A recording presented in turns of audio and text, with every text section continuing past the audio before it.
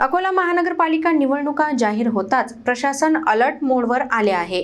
आचारसंहिता भंग, काळा पैसा आणि अवैध प्रलोभन रोखण्यासाठी शहरातील प्रत्येक प्रवेशद्वारावर तपासणी नाके उभारून कडक तपासणी सुरू करण्यात आली आहे।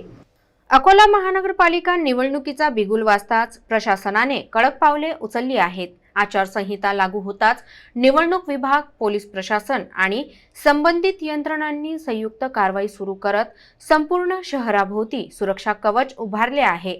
शहरात येणाऱ्या प्रत्येक प्रमुख मार्गावर तपासणी नाके उभारण्यात आले असून वाहनांची कसून तपासणी केली जात आहे। निवडणूक काळात पैसा, दारू, भेटवस्तू किंवा बेकायदेशीर प्रचार साहित्य शहरात शिरू नये यासाठी विशेष पथक तैनात करण्यात आले आहे।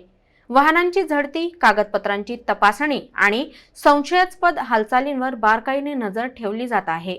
रोख रक्कम, दारूचे बॉक्स किंवा अवैध प्रचार साहित्य आढळल्यास तात्काळ जप्ती व कायदेशीर कारवाई केली जाणार असल्याचा इशारा प्रशासनाने दिला आहे। महापालिका निवडणूक ही लोकशाहीचा महत्त्वाचा टप्पा असल्याने ती पारदर्शक आणि निर्भय वातावरणात पार पडावी हा या कारवाई मागचा मुख्य उद्देश आहे। तपासणी नाक्यांमुळे काही ठिकाणी वाहतुकीला अडथळे येत असले तरी स्वच्छ निवडणूक प्रक्रियेसाठी नागरिकांनी सहकार्य करावे असे आवाहन प्रशासनाकडून करण्यात येत आहे।